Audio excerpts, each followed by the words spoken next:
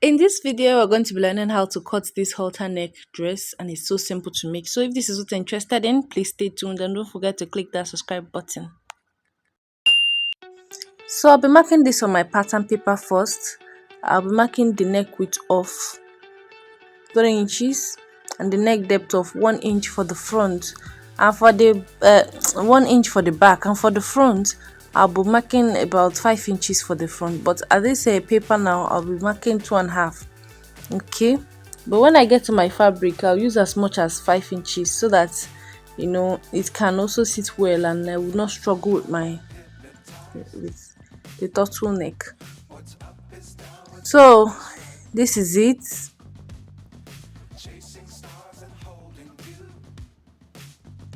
Now I'm going to be marking my shoulder to my armhole line. Okay, that's it, plus my sewing that's plus my shoulder slant allowance. Okay, I'm going to be showing you why the shoulder slant is not necessary for this dress. So for my shoulder slant I'll use about half inch for my shoulder slant. So I'll mark 9 inches. This is for my armhole line. So from my shoulder to my armhole is 9 inches. If I want to have shoulder slant allowance, that's the allowance that from where I can slant my shoulder from, I can mark at 10. But let me still go ahead and mark the shoulder slant so you can see that at this point of this dress we're going to even be cutting out that whole the whole place where shoulder slant is supposed to be. Okay, so this is my 8 inches for my normal armhole line, which is very unnecessary. Now look at where I'm going to be dropping my curl from. See the way I dropped it. I started from my neckline and then down. I slanted it. In fact, the rule is already slanted, so sorry for that shaky line.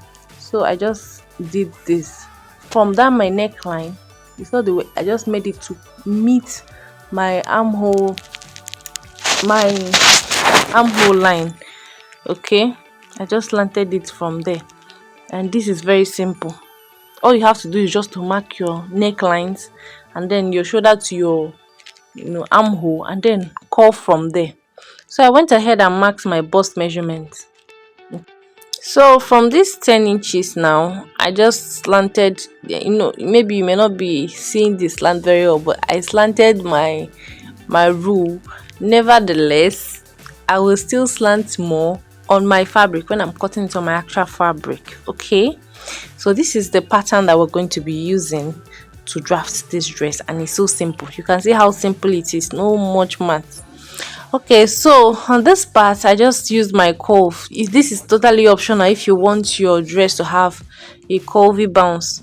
Okay, I just kept the tape there, marked 1.5 inch. That's what I ended up using, and then did a little bit of slant here.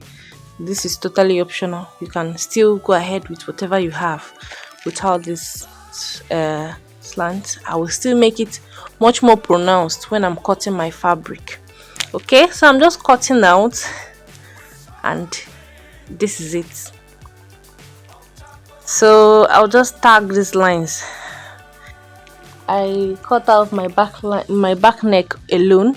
I'll tag this is my back, the front, and then this is my chest line or armhole line. Okay, so this is it. Don't forget that what I used is 9 inches. So I'll be placing this on my fabric now. So before that I have to fold my fabric just like this. Okay, so I'll just open it up, fold it like I'm folding a scarf. Okay, taking one end to meet this other end like this, and then folding it again. Okay, just fold it like you want to cut a flare or peplum gown. So I just turned it so that the edge will be facing up. Okay, so after I had already folded it, I just placed my pattern paper on top just this way. Okay, so I'll go this way and then cut it out. But before then, I'm measuring out the length of this gown. Okay, how long I want it to be. So, and then I'll cut with the back neck. Look at the way I drew the flare. Okay, I went in a slanted form.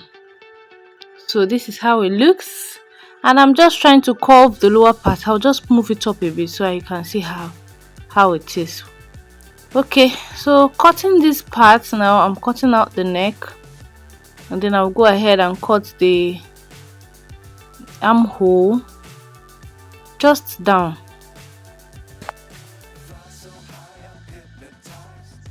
So this is it. Now for this lower end, I just curved a bit and then I will cut it out. I just curved this edge. This side will be the sides. Okay, when I'm done sewing, so I just curved it a bit, then I went down straight. So this is it. So I'll go ahead and separate the two sides. I just brought out the front here, one piece. You know, there are two pieces.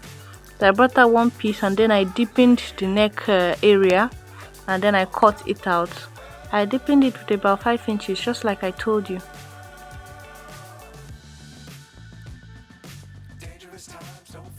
So this is it. Okay, so while I'm at this, if you're here to subscribe to my YouTube channel, please go ahead and subscribe now and turn on your notification bell, so every time I upload a new video, you'll be the first to be notified. So this is the other side, the other piece. This is the back. So I'm just going to be opening this up with 5 inches. Okay, I just measured 5 inches and then opened up the back to that extent. Then I will go ahead and cut the facing for my front and for my neck, for the back neck.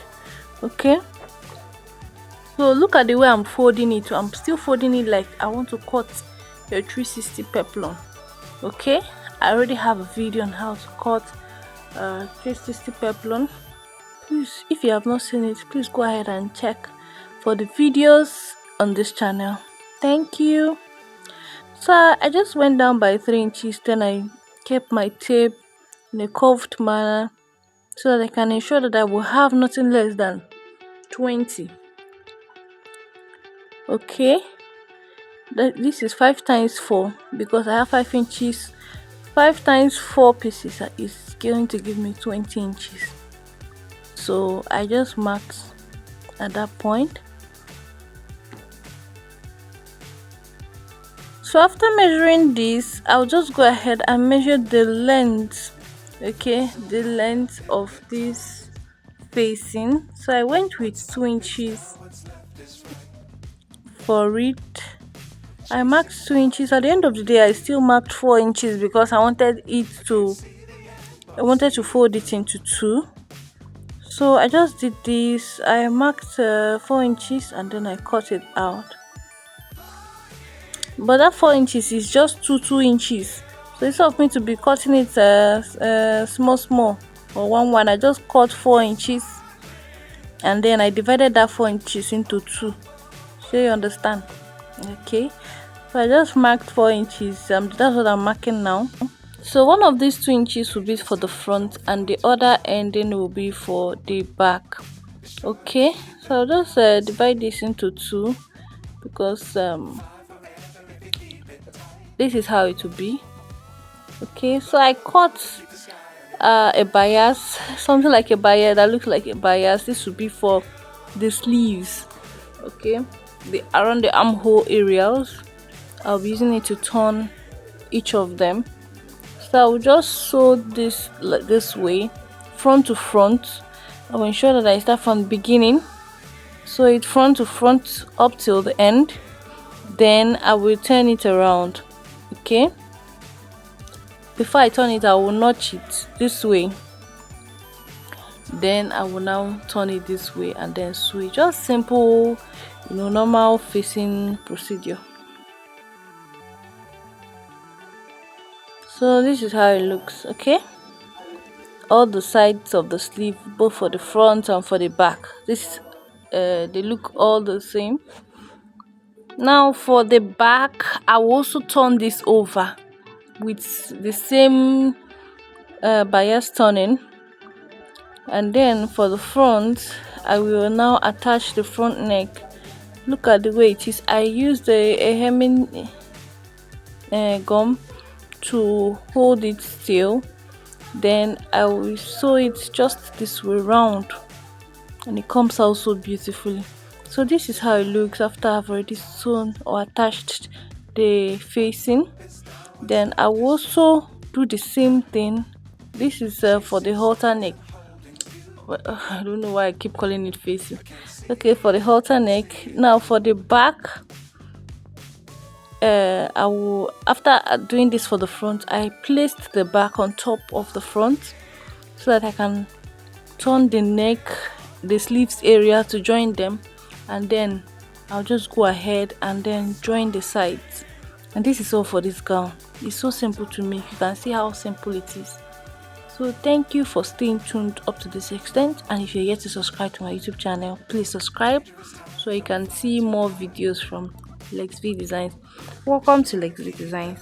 Stay tuned for more videos. Bye.